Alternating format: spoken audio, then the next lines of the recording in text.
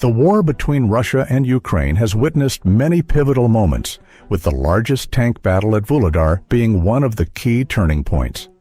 This battle, which took place in a small coal mining town 64373 meters southeast of Donetsk, became a milestone that changed the course of the war.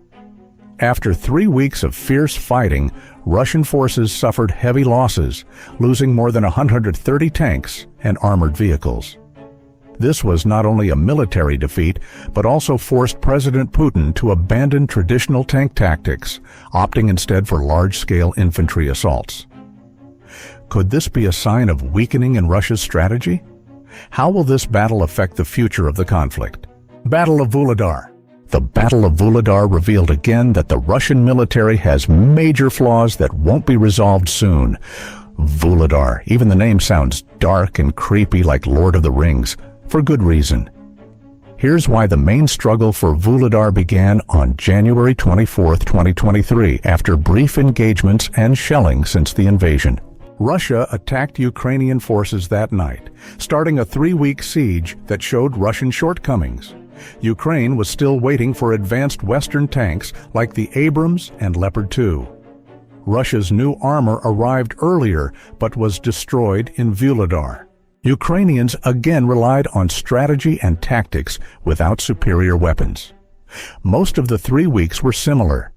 Russian tanks advance in columns while Ukrainian tanks fire from camouflaged defensive positions along dirt roads and tree lines. Russia used the same disastrous method to conquer Kiev last year, losing hundreds of tanks.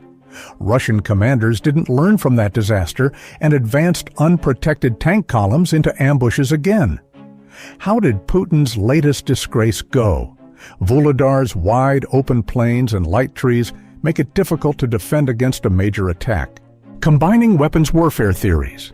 Ukrainians used topography to their advantage and applied combined weapons warfare concepts that Russian military planners hadn't adopted.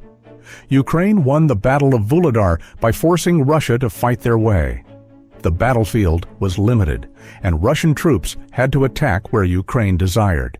In the fields near Vulodar, the Ukrainian military planted hundreds of tanks and anti-personnel mines. Russian minesweepers were quickly targeted by artillery due to the flat environment and lack of protection. However, Ukrainian troops didn't mine everywhere. Only 2 or 3 Russian tanks could get through the clear passages between the minefields. If the tanks left the cleared road, their treads may be blown off, leaving them vulnerable to artillery.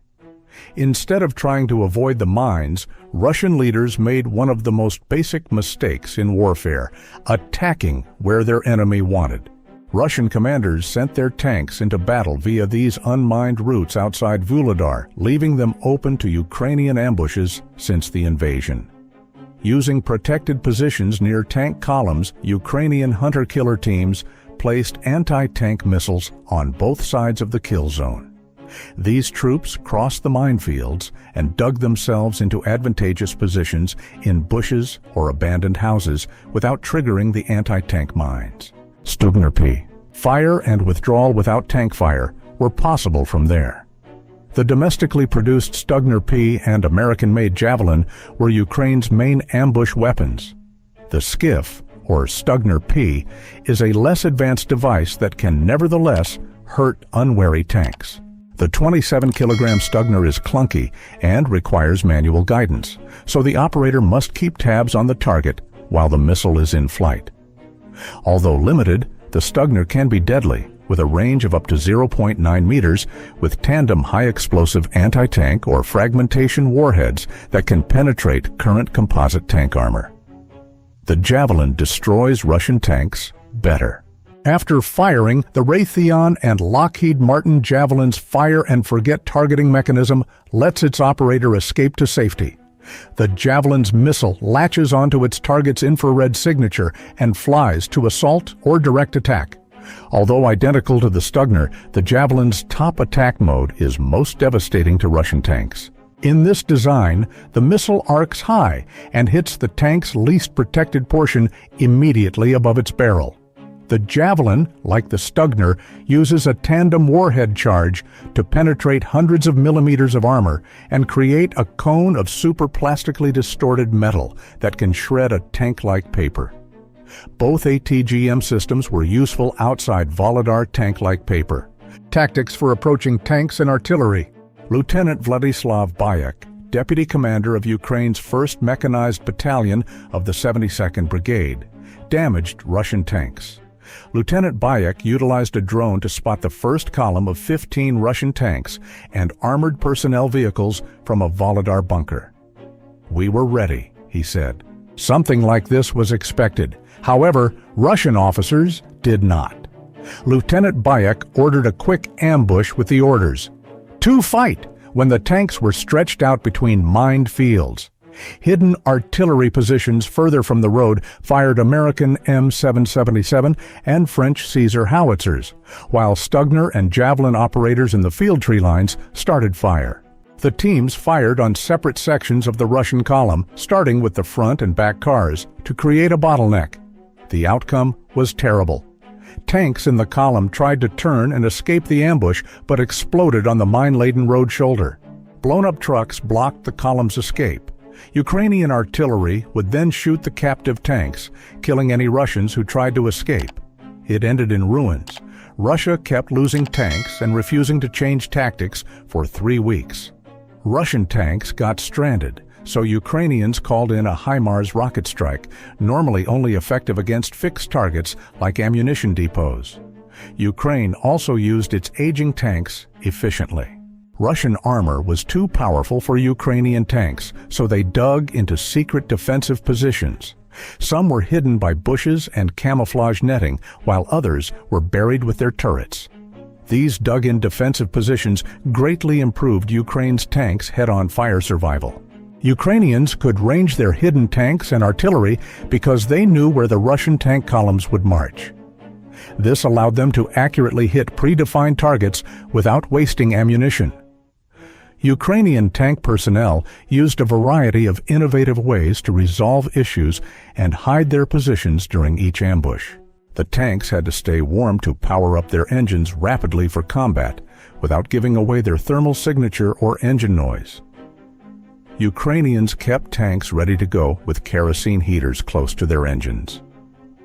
Due to their disguised positions, many Ukrainian tank crews used drone operators to sight in their attacks.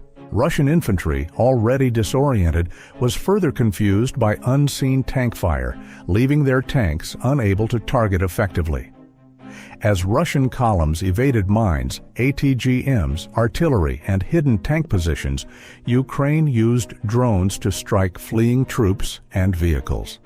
Tanks that survived this were met with another deadly surprise.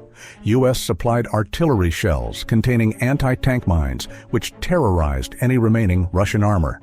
Ukrainian forces also trapped fleeing columns with additional anti-tank mines. Over several weeks, they destroyed around 100 tanks and armored vehicles in Vulodar by repeatedly ambushing Russian forces that resisted adapting their tactics. Ukrainian commanders quickly realized that Russia was running out of experienced tank crews and commanders. A Russian tank commander captured near Vulodar was revealed to be a physician, briefly trained and sent to war. Operating even older tanks requires months of training, and his inexperience was typical of the Russian officers arrested at Vulodar, most of whom lacked war experience. The tank crews under these officers were largely made up of new conscripts with minimal knowledge of their vehicles, a sign of Russia's ongoing military failures. Russia lost most of its experienced tank personnel in the failed Kyiv assault in 2022, and those who survived were decimated during Ukraine's successful counteroffensive. The elite 1st Guards tank army was nearly wiped out near Lyman, further highlighting Russia's tank force struggles. In contrast, Ukrainian forces, including many green recruits, adapted quickly and learned from their mistakes, aided by training on Leopard 2 and M1 Abrams tanks. Even with less experience, Ukraine's forces at Vulodar secured another victory. demonstrating superiority in both equipment and troop quality, while exposing the Russian military's lack of learning from past failures. Difficulties in the structure of the Russian army. Russia's military system, with independent commands and disorganization, has contributed to its failures in Vulodar. The country has struggled with command dysfunction for years, which may explain why new conscripts are unprepared for ambushes. Furthermore, seasoned forces are in worse condition than anticipated. The 155th Naval Infantry Brigade, a key elite force, entered the Vulodar combat after heavy losses. Originally one of Russia's deadliest units, it was restaffed 3 times before Vulodar and now consists largely of recruits.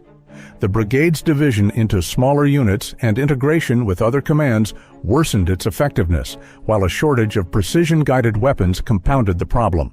Russia's failure to neutralize Ukrainian artillery and anti-tank sites before the Vulodar assault reflects this dysfunction. The use of private military contractors like the Wagner Group, led by Putin's ally Yevgeny Prigozhin, further undermines operations.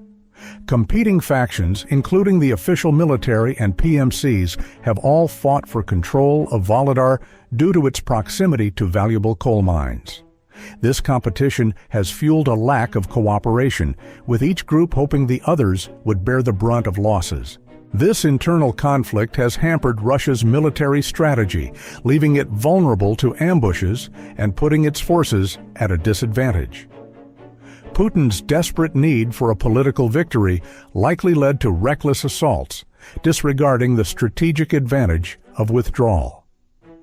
Military bloggers critical of Russia's tactics are echoing growing discontent, while Vulodar's devastation highlights the cost of these failed strategies. The town, with nearly all buildings destroyed and only a handful of residents remaining, reflects the staggering human and material loss despite Ukraine's tactical victory. The war is turning in Ukraine's favor, and with each new setback, Russia finds itself in a more difficult position. The question is whether Vulodar will be the crucial turning point that will determine the outcome of this conflict. The repeated setbacks and heavy losses may be slowly crushing Putin's ambitions, but there are still many unknowns. Do you think Russia will find a way to turn things around, or will it continue to suffer even heavier losses? We look forward to hearing from you in the comments below. And if you want to stay up to date with the latest developments and in-depth military analysis, be sure to subscribe and turn on notifications so you never miss a beat.